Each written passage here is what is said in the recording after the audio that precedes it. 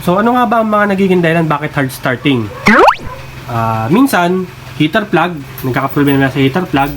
Ang heater plug makikita nyo, nakakabit yan dito malapit sa intake o nasa cylinder head. Yan. Diyan siya nakakabit. Kadalasan ganyan yung mga style ng heater plug, dun siya nakakabit. Then, isa pa, yung kanyang fuel, baka may fuel leak. Fuel line niya, maaaring nagkakaroon ng leak, kaya hard starting. Pangatlo, yung baterya. Baka mahina na. Kahit sabihin mong napapaikot niya yung crankshaft, yung starter, napapaandar niya ng tuloy-tuloy, pero kung mabagal naman ang ikot, hindi pa rin siya enough para paandarin yung sasakyan, yung makina. So minsan, akala ng iba, malakas daw ang battery, pero pag tinignan ng mekaniko, umiikot, pero mabagal. So minsan, battery po ang nagiging problema, kaya hard starting. Okay? So marami pang pwedeng panggalingan. Minsan, may problema sa hangin, ganyan. Pero mostly, pagka diesel ang makina, kadalasan, fuel filter, heater plug. So check muna natin yung heater plug, and then yung kanyang fuel line. Then, yung kanyang battery ay malakas naman. Yun. Ang hirap niyang pa-startin lalo pag umaga. Pero once nag-start na siya, minsan one click, minsan hard starting pa rin siya.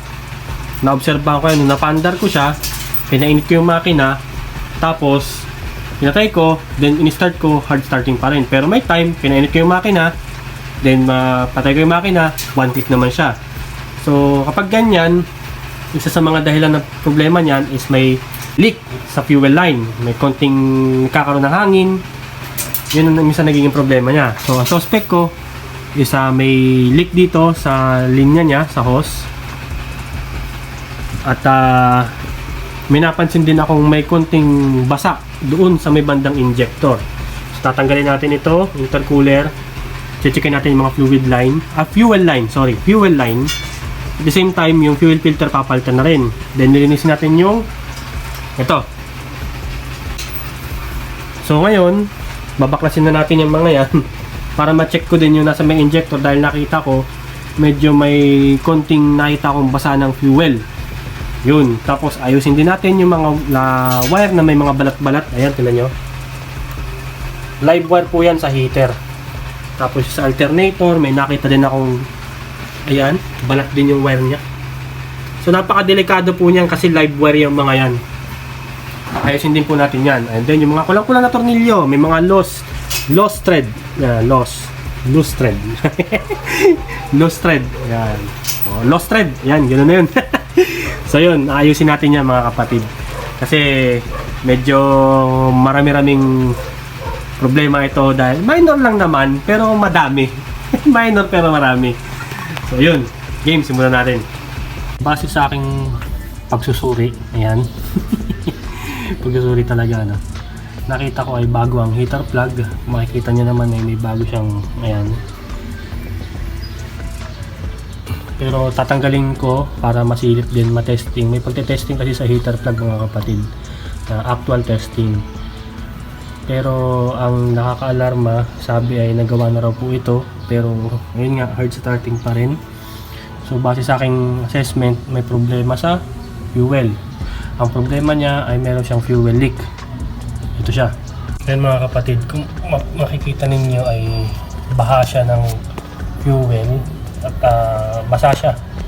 Ayan. Tapos dito, ganun din. Ayan. So bawat injector niya ay may leak. Basa. Either may problema dito, yan tumatagas sa pipe, yung sa dulo din, ito medyo baha talaga eh. Yan o.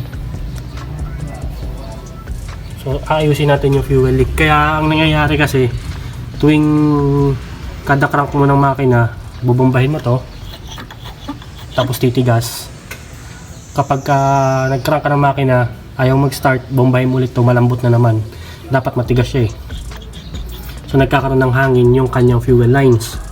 So ngayon, ayusin natin itong fuel leak. And, okay, tapos napansin ko din, may mga kulang-kulang na tornilyo. Ayan, sa kanyang throttle. At meron din ditong binalatang wire. Ayan, mga yan. Meron din dito sa alternator, which is napaka delikado po niyan. Ayan. Ito. Ayan. So dapat hindi po tayo nagbabalat ng wiring, lalo pag mga live wire. Ayusin natin yan. At papalitan na rin natin ng fuel filter. Ayan. Let's go. Okay mga kapatid, test drive natin. Ang ginawa ko, inayos ko muna yung leak sa may natin, yung sa may fuel pipe niya, kasi may nakita ko yung leak ng fuel. So ngayon, test drive natin yung sasakyan. So nandito tayo ngayon sa highway. Ayan. Highway ng Santa Cruz, Laguna. Kaya labas ko na siya. Kapag ka binobomba mo siya, hindi na siya malambot, napigas na siya. Ayan. Hindi katulad nung una, kapag ka umandar na siya, kahit anong bomba mo, lumalambot siya. Ngayon, matigas na siya.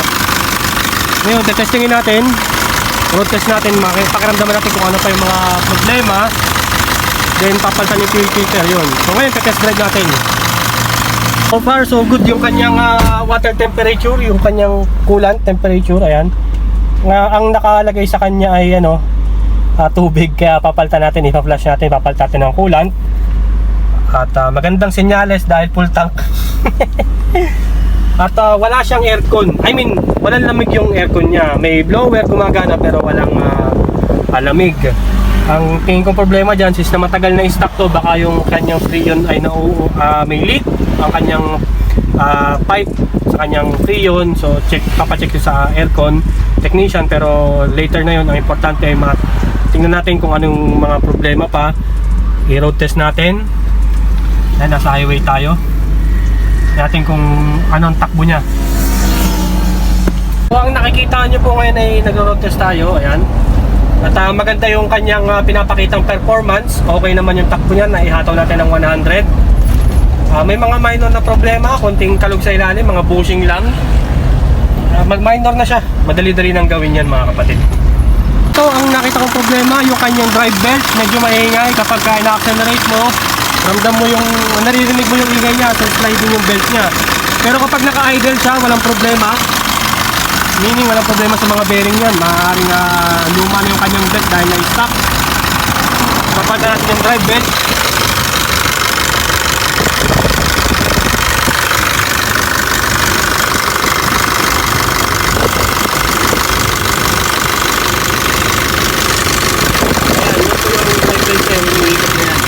kapalitan natin yung drive belt. Tapos may mga minor na problem, tulad yan, walang tornilyo. Marami akong nakita dito kulang-kulang ang tornilyo. So kukumpletuhin natin yun dahil meron pa din dalawang tornilyo sa mga intercooler na lost thread. So ayusin natin yun. Yun. Init mga kapatid. So since na maganda yung response ng makina transmission, walang problema sa makina, sa transmission, nagawa na rin natin yung leak sa kanyang fuel line dun sa may injector. Then ang nakita kong problema is yung kanyang drive belt. So ayusin natin yan. Tapos may mga lost thread na tornilyo dahil lang sabi may mga previous na gumawa. So hindi na natin yun, hahalongkatin yun. Kung ano yung problema ngayon, gagawin natin na maayos yun. At minor na lang, wala nang problema. Ang importante, good yung makina at transmission. So doon na lang tayo sa mga minor problem, yung mga kulang-kulang na bolt, may lost thread at yung drive belt, yun. Tapos ma-flash natin yung coolant. Sana may natutunan kayo sa ginawa kong vlog at don't forget po to like and subscribe sa aking YouTube channel mga kapatid. Thank you very much. God bless po.